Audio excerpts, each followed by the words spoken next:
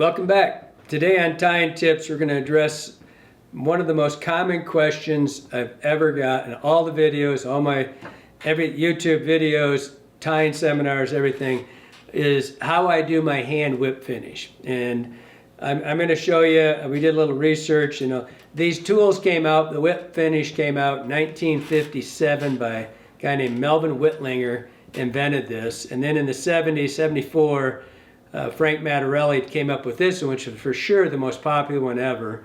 This is a 10-to-1 sell over all the others for us. And this is the first one I ever saw. But I didn't see these when I started tying long time ago. And they were around, I just didn't know about it because we didn't have fly shops all over like we do now, and catalogs and all that stuff. And so you had to learn your own style. And so mine's, I've seen a lot of people do different styles. I do tying shows all over the world, and you see different people doing them. And it's just whatever you learn to do.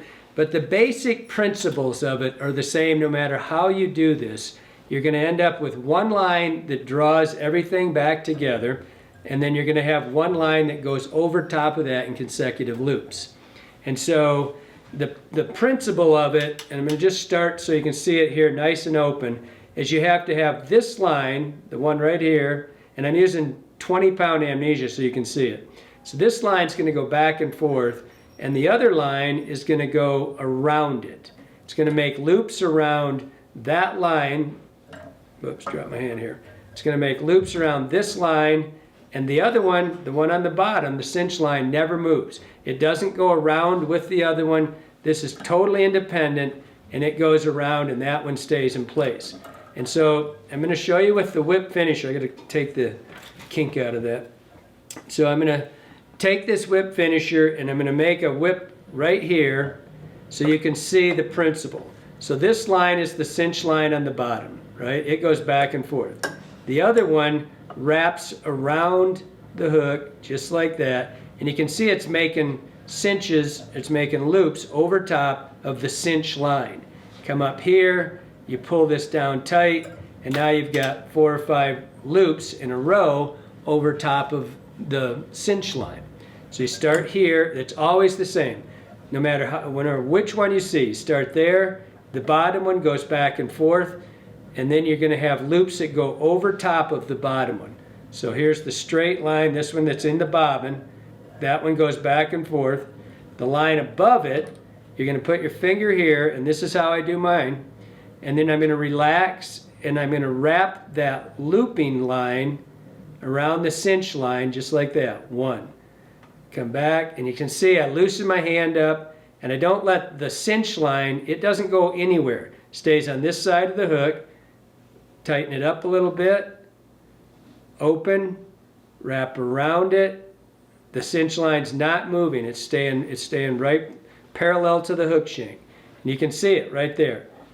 There's 4 wraps right now.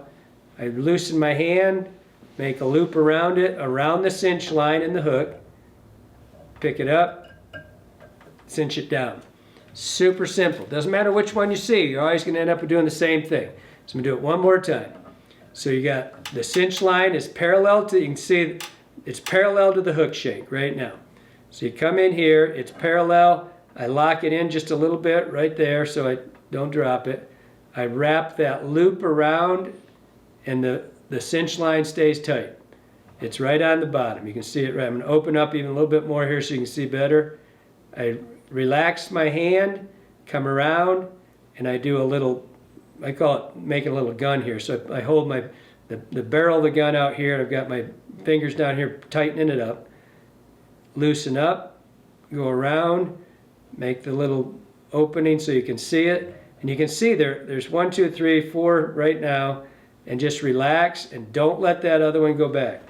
And so the whole time, this bottom line, I'm just making loops one after the other onto the cinch line.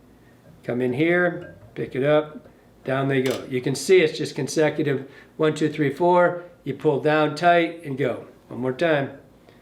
Go a little faster. It's the same thing, right? I just don't ever let that go around. Boom. It's the same thing over and over and over.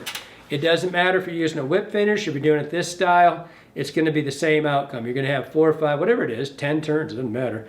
you're going over top of that same line, the bottom line, the cinch line. If you can't get that, I go like this. I come up from the bottom, I twist my hands. And this is kind of the secret to it, is that you hook it over the top. That's all and people see me do that. They go like this, and they can't figure it out. It's very slow. It comes up. All I'm doing is this. All I'm trying to achieve is to throw the line over the top of that line. So it's there. That's going to be my cinching mechanism right there. Going back and forth. Loop. You can see that this one doesn't go around the hook. It stays right facing me. Relax. Relax the line. You're just pulling it around just like that. You can see all the cinches. They're right there.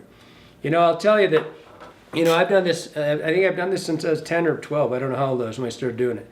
And in the old days, you'd see a lot of people would just, and still today I'll see people do it. They'll do 2 or 3 or 4 half hitches and cinch it down and glue it. You know, it'll hold, not as well as this will. But on the really small flies, that's when I see the whip finishers come in handy, because you can get a little bit further out from it. You can, you know, you can see it. You come in here and you can get out a ways away from it, and you can actually see it. You get on a size 20, 22, something like that. Get off of there. You get on something really small. It's a little easier than getting your fingers down here and doing this. You can still do it after you've done it a while. But there's a use for both of them. It's mostly for hand whip finishing is a little bit about speed. You know, it's not picking up a tool, but it's something that if you've done it your whole life, you're very comfortable with it. And it does, I think it helps you out a little bit. It's a little bit of line, you know, thread control. It just gives you a little bit more, one more, you know, weapon you've got in your arsenal. But on the really small stuff, I would suggest you learn how to use these too, because they'll both come in handy. It's a little bit complicated in the beginning, but I think if you master it, you'll really like it. Hope you liked it. Hope it helps you out.